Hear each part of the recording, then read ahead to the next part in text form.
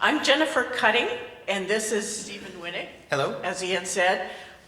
We are called Folklife Specialists at the American Folklife Center at the Library of Congress. I was trained as an ethnomusicologist, and Steve was trained as a folklorist. Indeed. And together Here in we Pennsylvania, I was trained. Right, right. And we work in a part of the Library of Congress that preserves traditional cultural heritage called the American Folklife Center, not to be confused with the Smithsonian's Folklife Office. We're all friends with them down there. They're right down the mall. We all know each other, but we were there first. So, in fact, the Library of Congress was established in 1800, making us officially the nation's oldest federal cultural institution, and we are also the largest library on planet Earth, which is kind of nice to know. The American Folklife Center, where we work, is of course just one very small part of the Library of Congress, so we have a staff of about 30 people in a library that has a staff of about 3,000, so we're about 1%. We're small, but we're mighty, we like to say. Yeah, we have an archive of over 6 million items, and we also provide reference services. That means you can email us or call us anytime about a song you're wondering about, if you're writing liner notes, if you're having an argument with a friend, any reason at all. If you're publishing a book or writing a paper, call us up and we'll help you with your research. So we do reference services, we produce concerts, lectures, symposia, blogs, podcasts. We hope you'll sign up for all of those by the time you've left here today. Our archive includes some of the big names in traditional folk music like Woody Guthrie, Leadbelly, Mississippi John Hurt, and the women, don't forget the women, Aunt Molly Jackson, Sarah Ogan Gunning, Jean Ritchie, and then of course Pete Seeger and the whole Seeger family. Those are the names you know, but there are thousands more voices of people their name didn't get written down for the field recording, and they're not household names, and they're absolutely spectacular singers, storytellers, orators. And we'll hear some clips of field recordings of both famous and non-famous individuals in the archive. But for years, creative artists have used the recordings in our archive to inspire their own creative work. So just as a random example, the very first track on Johnny Cash's first LP was Rock Island Line, which was ultimately learned from a field recording in our archive. The Carolina Chocolate Drops used to come to the archive quite a bit before they won their Grammy. We have lots of pictures of them going through the card catalogs and stuff to find stuff. You may have seen recently that the Harris campaign used Beyonce's song Freedom at some of their rallies, and we're proud that Freedom actually samples 3 songs from the Alan Lomax collection. So using sampling is a new way in which people draw on the archive, but we're focusing here on people who actually come out and play those songs, so we're looking forward to that. And we love to lure artists into our archive to come and use our collection. So we came up with the idea of the Archive Challenge, where we invite artists to comb through our materials, either online or in person, learn a song from our collections, and put their own stamp on it. So we've been working over the last few months with all 3 of today's Archive Challenge artists to guide their research into our online collections and suggest collections that might be interesting to them. And we can't wait to hear what they've done with the songs that they've selected. So, without further ado, we'll say that our first up is going to be Zach King. Zach is from Perry County, Pennsylvania, and the festival tells us that he's a young man with an old soul and a restless heart, and we've just been chatting with him. We found that to be true. And in addition to his honest, gritty performances and recordings, he hosts the Cabin Concert Series at Tuscarora Records, and he supports local music through the Kingfish and Friends Artists Collective. Zach has a passion for digging up long-lost musical nuggets with a focus on the history of country music made and played in Pennsylvania, and specifically his home, Perry County, over the years, and he's found a great song for that from our archive. So please welcome Zach King.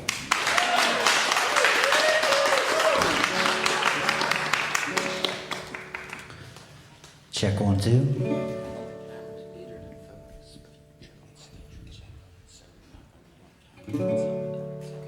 Well, thank you guys so much. Really excited to play this song. This is called the Blue Juniata. One day I went on a hike with my friend Colin, and I fell into a well of information that took me down a long rabbit hole that ended me up right here. So thanks to Peter for having me.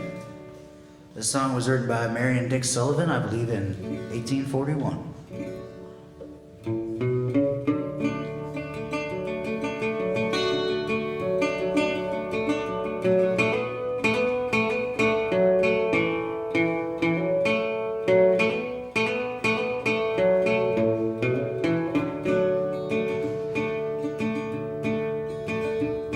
Wild road, native gal, bright off rider, we sweep the waters of the Blue Juniata.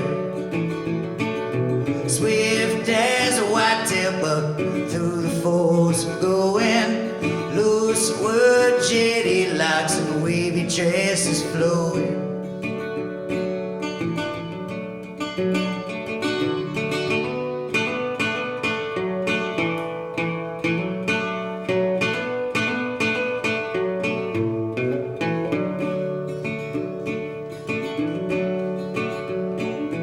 Bold is a warrior brave, love of rider. We sweep the waters of the Blue Juniata. Straight and true his hickory bow, shoots his painted quiver. Straight into his light canoe, goes down a rapid river.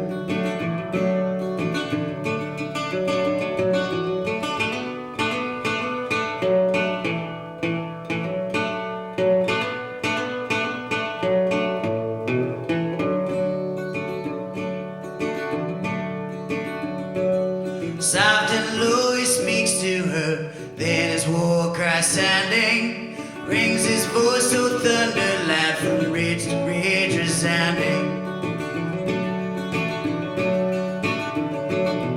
Wild road, a native gal, bright off rider, we sweep the waters of the Blue Juniata. Fleeting years have worn away, the voice of our rider still sweeps the waters on the Blue Juniata.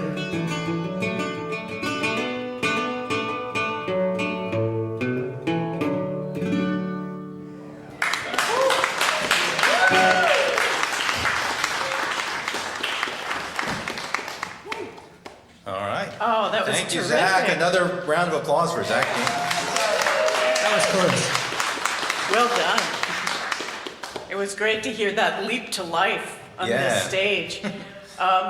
Zach, when we first began working together to find an Archive Challenge song for you, you mentioned the Blue Juniata, but at that time you were also interested in our George Corson recordings of Pennsylvania coal mining songs. Another choice was Pennsylvania canal songs. Also Don Yoder's wire recordings of Pennsylvania German song and speech. There was just so much to choose from. What kept pulling you back to the Blue Juniata? Like I said, I went on a hike with my friend Colin a few years ago, and he told me about this elusive spring in Perry County called the Poor Man's Spring or the Horseshoe Spring. And we went down there, and it took us probably about a year of hiking to find it. It took us a long time. And when we finally found it, it was right in front of our eyes the whole time. And we started digging into some of the history of it, and this song came up.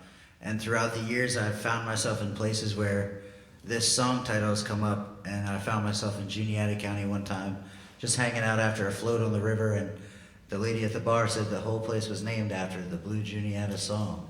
And I was like, wow, that's pretty cool. I know about that from this old spring. And she knew about the spring, and then just multiple instances of this song coming up in my life from the moment we found out about it and from finding out about that little historical location. And then Peter asked me to do this, and I thought it's probably the right time. Yeah. It all came together. It all came together, a great song, great performance. We sent him a handwritten manuscript of the words for the Blue Juniata from the Fletcher Collins Jr. collection dating back to 1939. So he had a field recording of a Salvation Army captain singing the song. With 2 verses, wasn't it? It was just 2 verses. And then he had this manuscript handwritten in cursive. So, can you read cursive? It was actually a delight to read. In cursive, that he was going on, and you decided, I think you told us, to make it more contemporary in a way. Were they small changes or big changes? There were minor changes. They reference Alvarado, the main character, as the Indian girl in the original lyrics of the song, so obviously adjusted that to be a little more respectful. And there's no antelope that I know of in Juniata Valley, so I did change that to the whitetail buck, which is the Pennsylvania state animal. Nice. Great, you've localized it. And there's a little mention in there of the bow and the painted quiver, and I've just added a hickory bow because that is a valuable resource over historical times in Perry County especially. So Amazing. those are the small changes I've made. Great updates and serve to localize it even more, which is fantastic. So I'll just mention, you mentioned that you kept coming across references to this song, and it really was extremely popular in the 19th century. Like, if you read any 19th century literature, people are referring to it all the time. So everyone from Mark Twain to Laura Ingalls Wilder mentions the Blue Juniata at various times. And it's significant, actually, for being the first song, or considered the first song, to be a hit or a standard that was written by an American woman, Marion Diggs Sullivan. So that's significant about it as well. And it was a common lullaby or cradle song, so kids were put to sleep with this song all the time, and that's how Laura Ingalls Wilder describes it in Little House on the Prairie, right? That she's put to sleep with this song. And we do have 2 versions in the archive, as Jennifer mentioned, the manuscript and the field recording, and that was recorded by Sidney Robertson Cowell in Oakland, California, by a man named William T. Day, who, as Jennifer mentioned, was a Salvation Army captain. So let's hear the Blue Juniata field recording, if we could. Move an Indian girl right down Peretta, where sweeps the waters of the Blue Juniata. Swift as an antelope through the forest going, loose where her gentle locks and wavy tresses flowing. So sang the Indian girl right down Peretta, where sweeps the waters of the Blue Juniata. All right, so that's what it sounds like in the archive.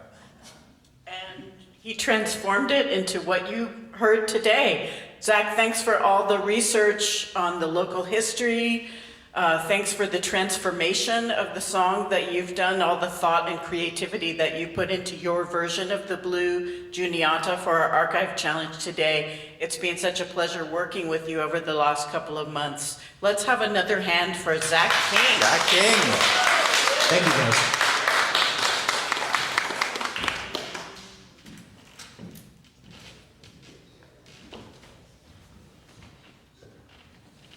So our next archive challenge performer is Sarah Fiore. Sarah Fiore is an award-winning singer-songwriter, instrumentalist, and producer from Dover, Pennsylvania. She was named Best Songwriter and Best Female Artist by the Central Pennsylvania Music Hall of Fame. She is known for her prolific stream of moving melodies, salt-of-the-earth vocals, and true lyrical artistry. And her most recent full-length solo album, Appalachia Blues, just last year, features tracks that have been recognized in multiple international songwriting competitions. You may have already heard Sarah's award-winning folk and roots band, Big Sky Quartet, which performs throughout the eastern United States, has released multiple albums and was recently awarded Best Folk Band in 2021 by the Central Pennsylvania Music Hall of Fame. In fact, Sarah just told us that her band is playing in our hometown of Tacoma Park, Maryland in just a few weeks, so they really do get around. Anywhere you live in the United States, you might get a chance to see Sarah Fiore's band. We're looking forward to hearing her at Tacoma Park Folk Festival, back home where we come from. So Sarah is a landscaper by day, a ski patroller in winter, and a lover of cats. So therefore a woman after my own heart. We didn't even show you pictures of Figgy yet. This has to come up. So please welcome everyone, extend a warm welcome to Sarah Fiore. Sarah Fiore, everybody.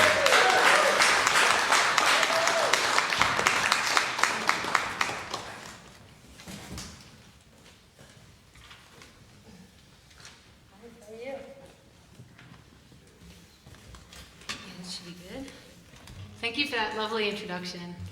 I can't take credit for writing that, but it's such an honor to be here today. Trying my best to be off lyrics for you. My cats and friends have had to hear this song many times, and I unfortunately still have them here just in case. But I'm going to do a song called Masters of War for you by Bob Dylan, released roughly 1962, 1963.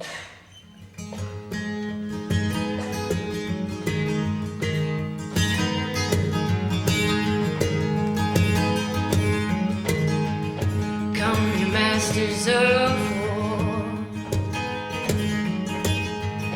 you that build the big guns, you that build the dead planes, you that build all the bombs,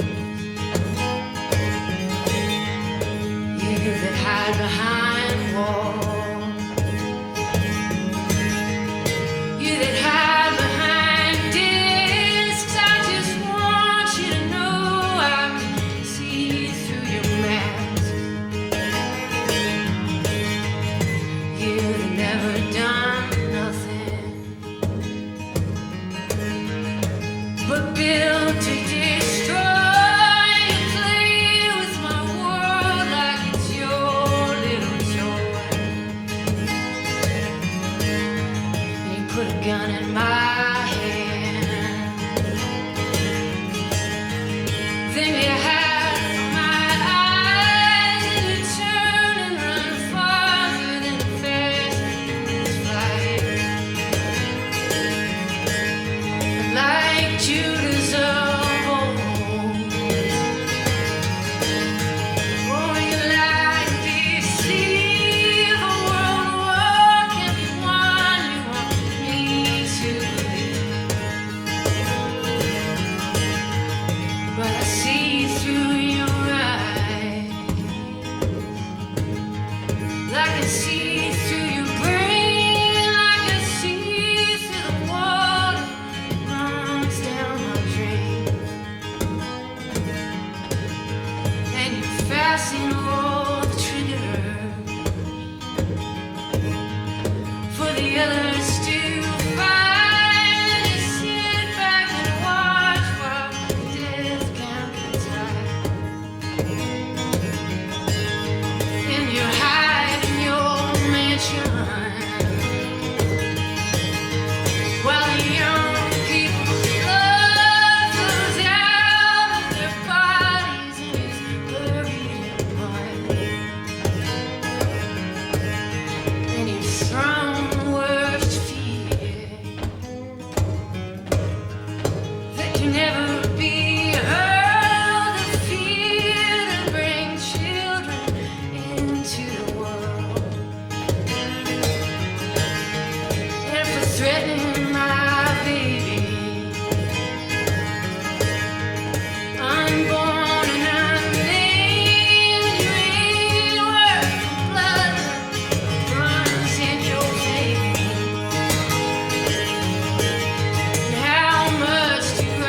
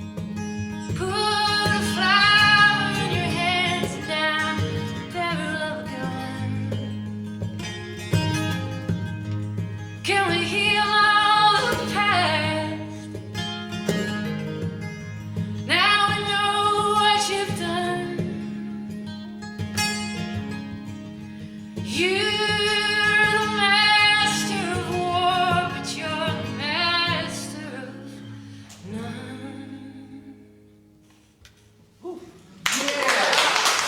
right. Sarah Fiore, Masters of War.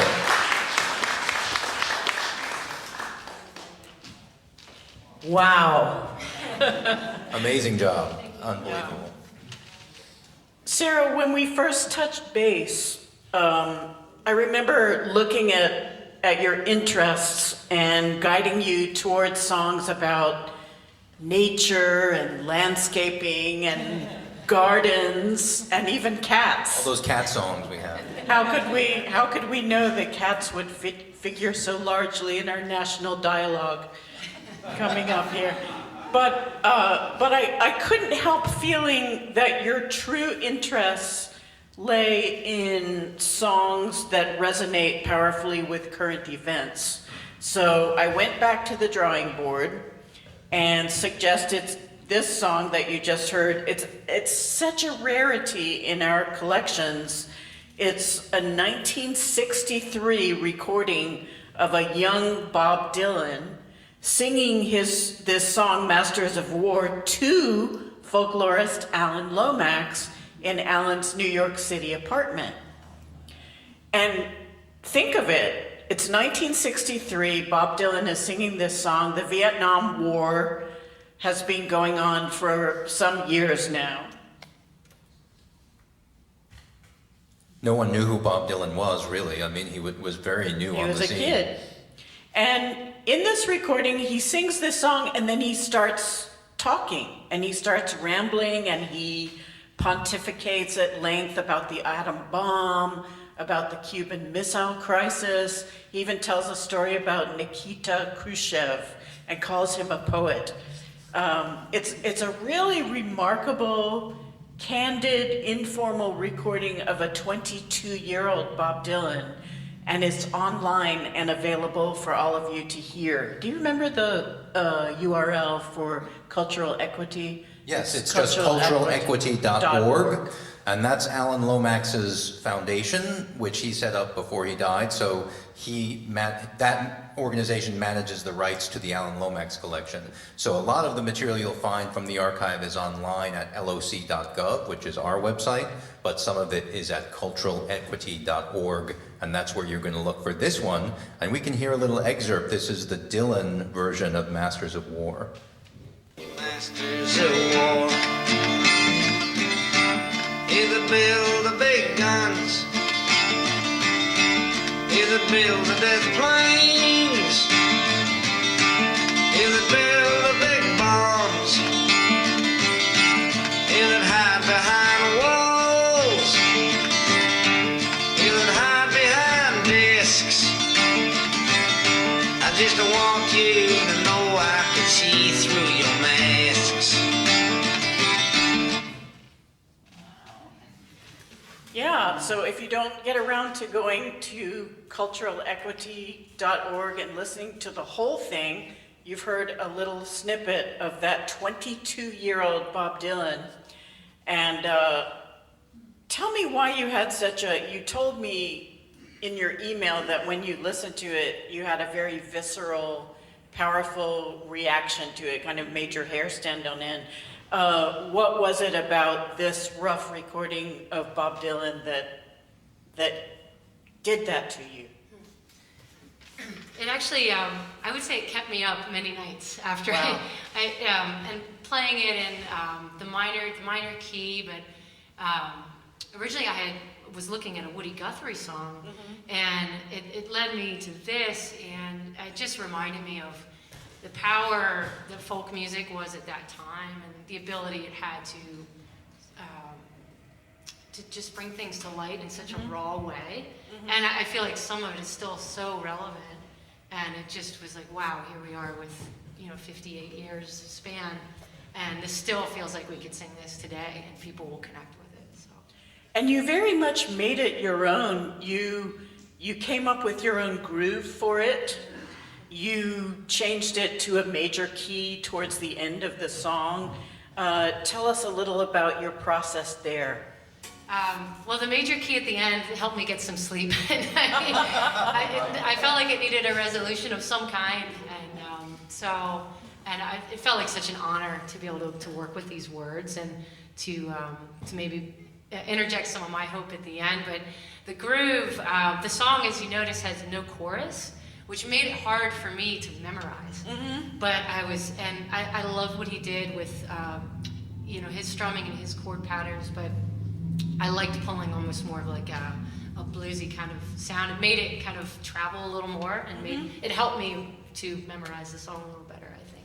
Great. Well, that embodies the archive challenge. The challenge is to make it your own, and you certainly did. Yeah, and so this isn't the only recording of Masters of War that we have in the archive, and I know we sent you another one that you could listen to, and that's really interesting because that one is performed by Alan Lomax, to whom Bob Dylan had previously sung the song. And the context there was a lecture that Alan Lomax was giving on the history of American folk song. So let's hear a little excerpt from Alan Lomax's version.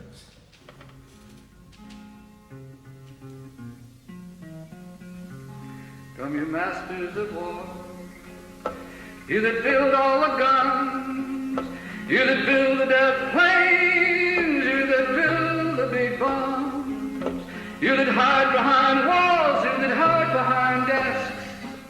I just want you to know I can see through your masks. You've never done nothing.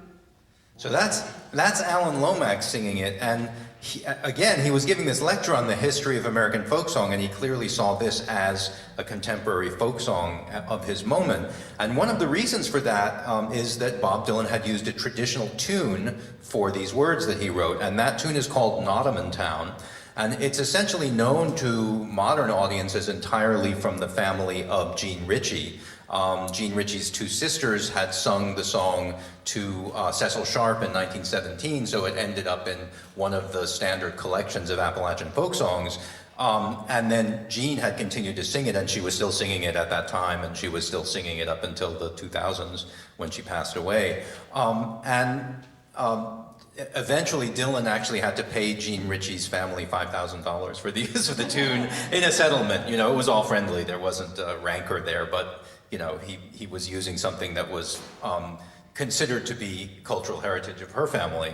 And I mention this partly because we have Jean Ritchie's collection in our archive, and we also have a lot of recordings of Jean Ritchie, mainly made by Alan Lomax, but Artis Moser made some. We have a lot of different recordings of Jean, actually. And we have several recordings of Nottingham Town. So that's your homework. You can go to the Library of Congress website, and if you search for Jean Ritchie, you'll find a blog post that I wrote when she passed away, and Nottingham Town is in there. So you can, a sound file, so you can listen at home to Nottingham Town and Masters of War and see how they compare, but it is clearly the tune that Bob Dylan used for this song.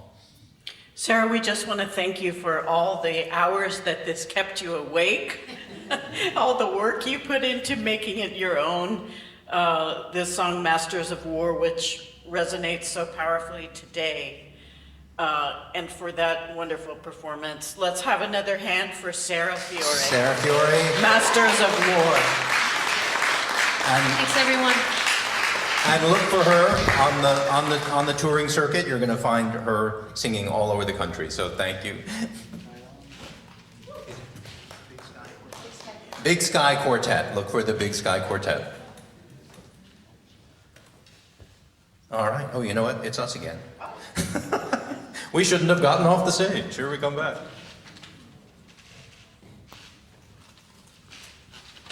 Your turn. So our final archive challenger on this stage today is Shane Speal, who comes from a little town you might have heard of called York, Pennsylvania.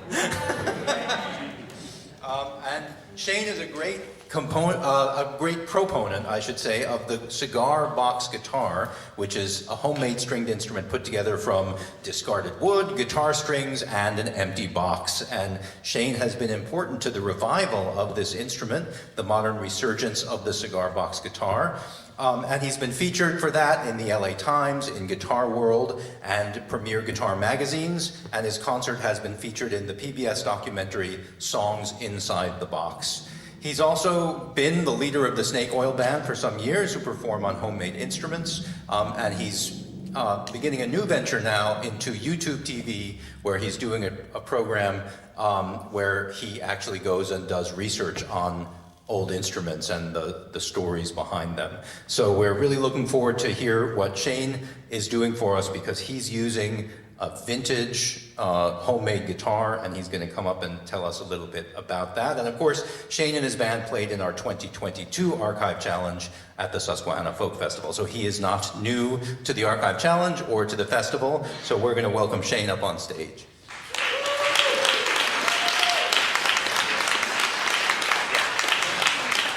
All right, so Shane is going to, once again, he's going to tell us a little bit about this magnificent guitar that he's holding, and then he's going to do a song from our archive, and we'll talk a little more about it when it's done. Thank you. I want to, let me get this, start off by asking a question. Who owns the Library of Congress? We do. We just work there.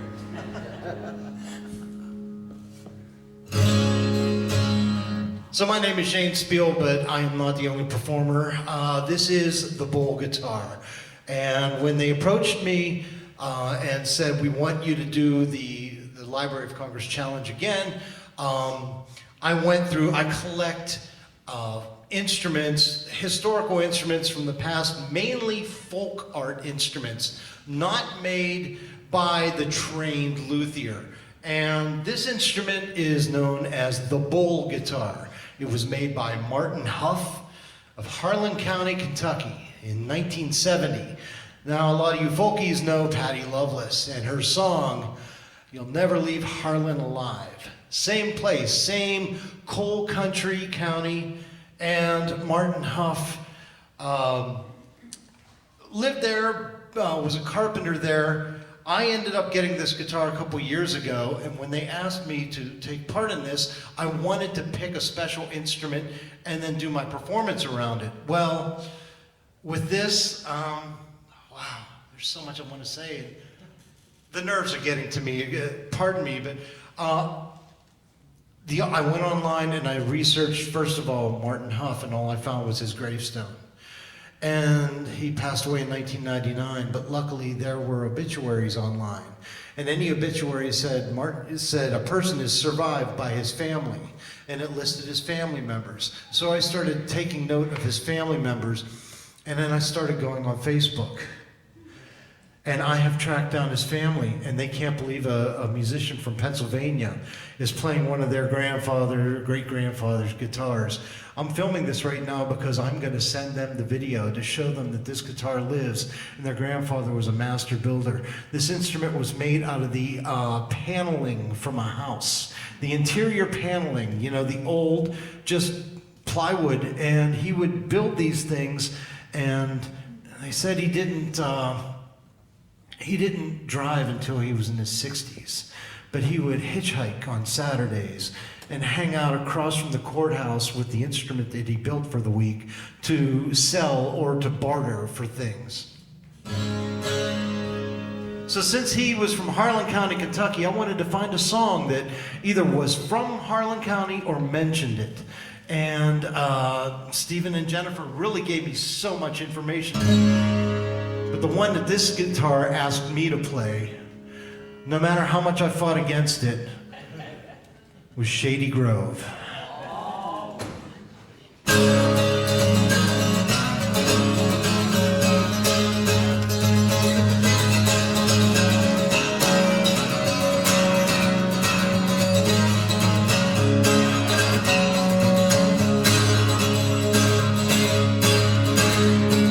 Shady Grove, my love.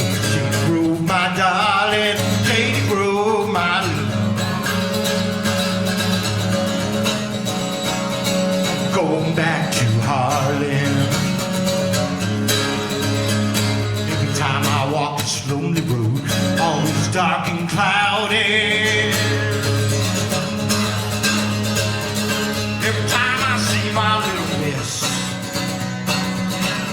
oh, I always tell her howdy. Shady Grove, my love, Shady Grove, my darling. Shady Grove, my little miss. Going back to Harlem.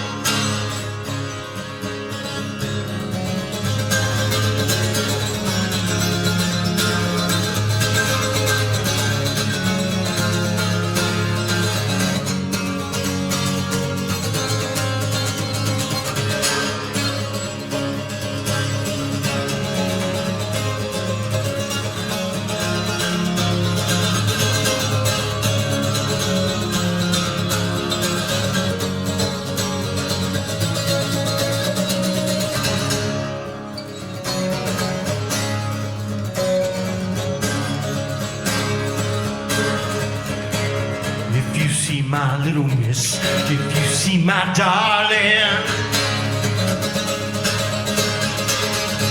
if you see my little miss,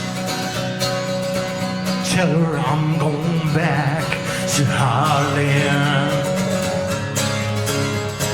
Shady Grove, my little love, Shady Grove, my darling, Shady Grove, my little miss, I'm going back to Harlem. Going back to Harlem.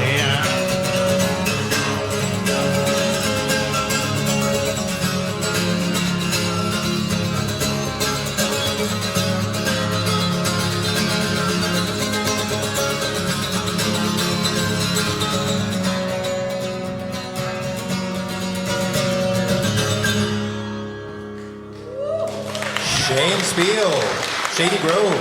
So I would like to officially enter a performance of the bowl guitar into the Library of Congress archives. This is for you, Martin Huff, and for the entire Huff family, Harlan County, Kentucky. Awesome. Well, thank you, Shane. And an amazing performance, an amazing guitar. And one of the things that I heard you mention back there in the green room is that this guitar is in an unusual tuning that you devised for it. So explain a little about how it's tuned. So the folkies know this, but it is tuned in dadgad, which is like a lot of Irish guitarists, Irish music guitarists will use it. But I actually had to lower it even further than that, down to a C sharp. And the reason is this instrument, even though I've had it repaired, I don't want to put too much tension on it, so the strings are very, very loose, and which gives you that very nice rumble. But let me tell you something, this instrument, the bowl, these extra horns here are sound holes. And as you're playing as I play in my living room, and we have hardwood floors and plaster walls, I'll sit there and this thing sounds like a church. It's amazing. It's amazing, and you know, one thing I noticed, just given that it is in an open tuning, and you get all those, you know, those great resonances, that it does have that really big sound, and it has an almost dulcimer-like quality, even though it has that rumble at the bottom. Right. So yeah, so amazing kind of evocation of Kentucky music there on this guitar. Let me just butt in and say I love the chords that you wrote for your own bridge. Oh, thank you. Those Thank were you. fabulous. And that bridge, first of all, of all the songs, I spent 6 hours going through the archives trying to find the right song, and it was the original song that this guitar told me to play. But Shady Grove, as we're searching, you know, folk songs, the last time I did this challenge, I sung about the Avondale mining disaster in Avondale, Pennsylvania, and so much of this stuff is tragedies and such. Shady Grove is a courting song, and in this time and day and age that we're in, I wanted to sing a courting song. I wanted to sing something beautiful. I mean, I serve a loving God, so I just wanted to bring some beauty into all of this. Very nice, and you did a great job with your version and just with a selection of a beautiful standard song that you could do in your own new way, which is exactly what we try to do with the Archive Challenge. So thank you so much. And we will mention that one of the reasons that it was easy to help Shane with finding Harlan County material is that if you do go on the Cultural Equity website, all of Alan Lomax's recordings from Kentucky in the 1930s are up there, and just by chance, among the metadata that we put on those recordings was the county.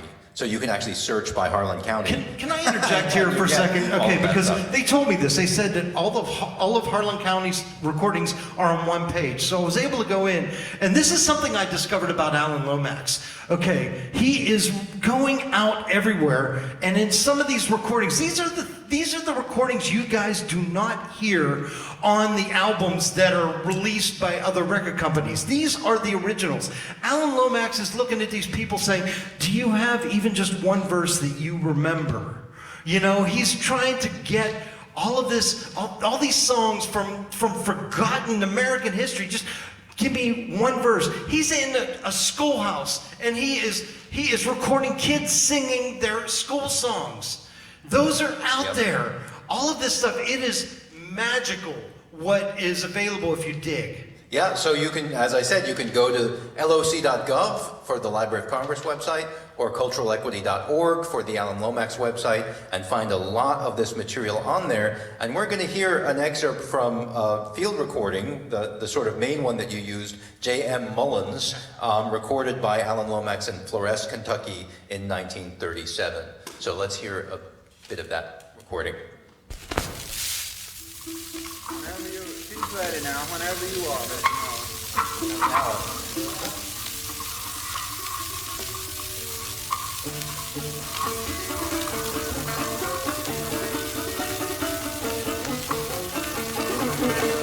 Shady Grove, my little love, Shady Grove down, Shady Grove, my little love, boys, I go down.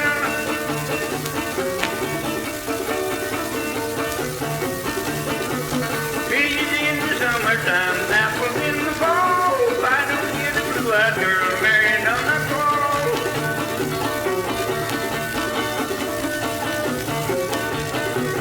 Shady Grove, my little love, Shady Grove, I know. Shady Grove, my little love, I'm bound to go.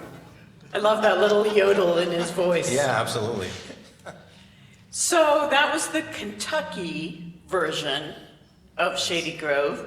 Now we're going to hear, we gave Shane another field recording of Shady Grove to listen to, and this version is a full band version of the song. It's much more highly arranged, it's slicker, it's more commercial sounding than the first field recording that you just heard. And this version was collected by Alan Lomax 22 years after he collected the Kentucky version. And he went on a collecting trip where his goal was to revisit the living musical traditions of the South. But this time, on this collecting trip, he was carrying a newfangled invention, stereo recording equipment. So these 1959 and 1960 recording trips resulted in publications. That's what he was hoping for.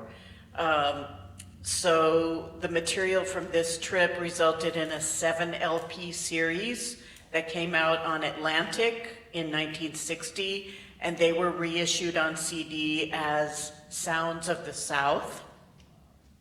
There was also a 12-volume series on Prestige International, reissued in 1997 on Rounder Records as the Southern Journey series of the Alan Lomax collection.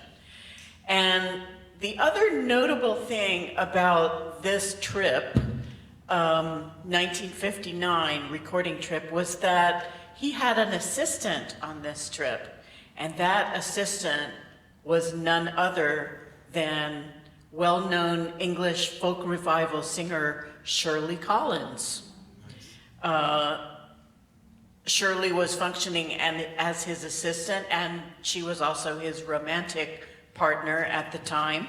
And she later published her recollections of this very trip that you're about to hear the recording from in her 2004 book, America Over the Water, A Musical Journey with Alan Lomax. So there's some late summer reading for you. Yeah. So let's hear an excerpt of this newfangled stereo recording of Shady Grove, performed in 1959 by the Mountain Ramblers of Hillsville, Virginia.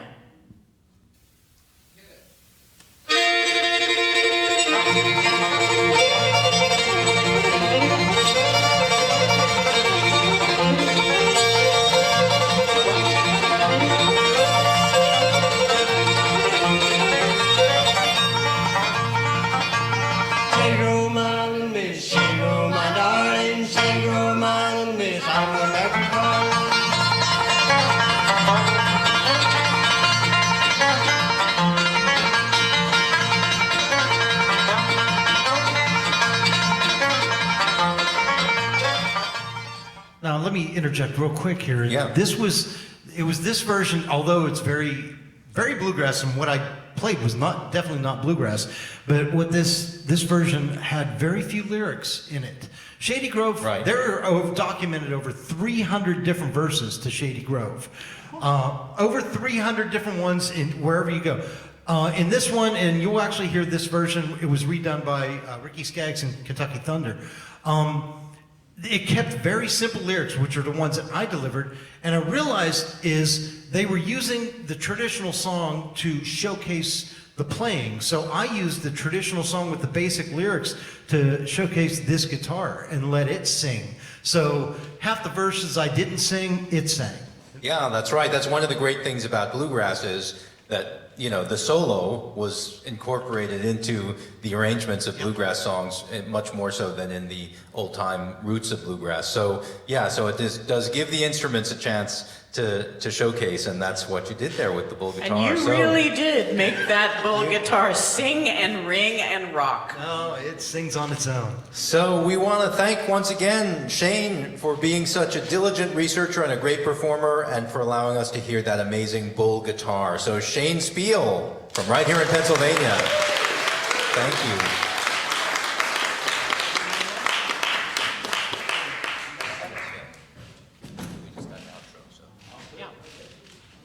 So once again, thank you to Shane.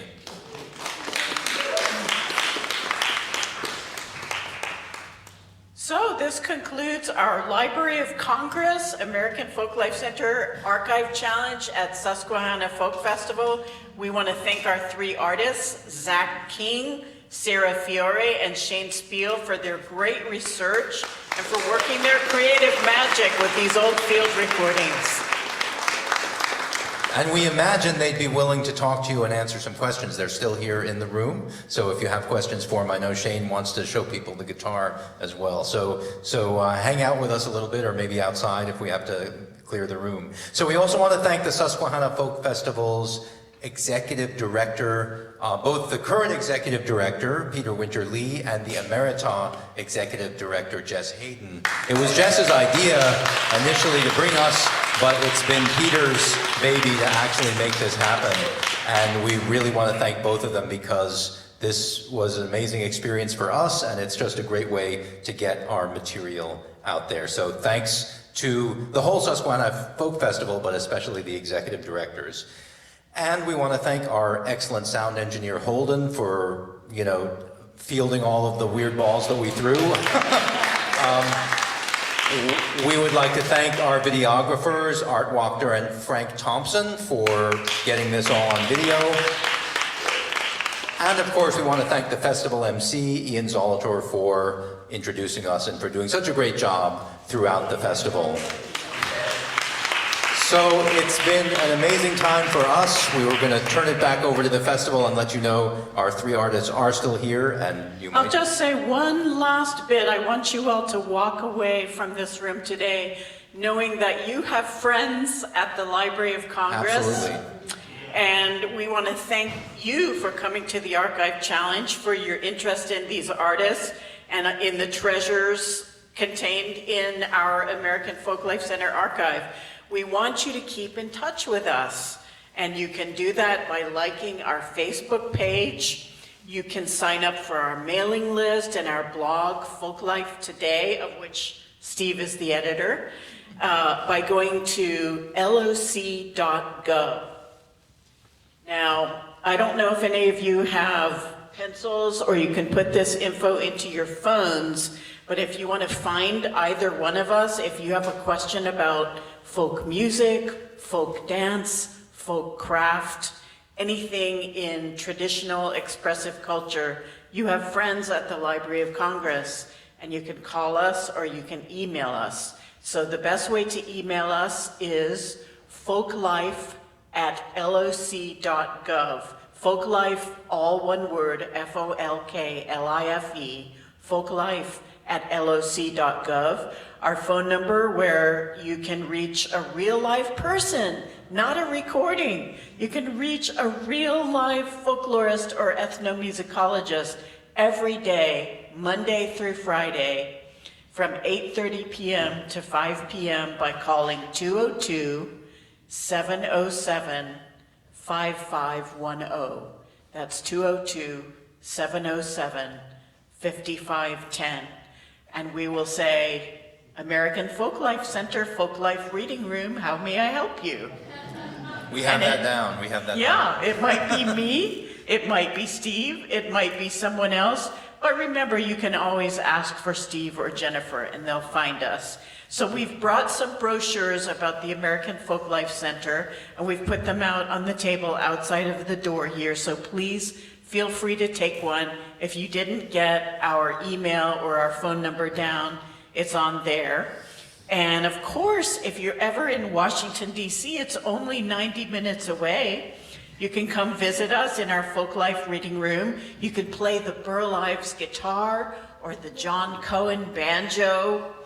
And you can see all the fabulous song and tune books and lots of other books in our reference collection.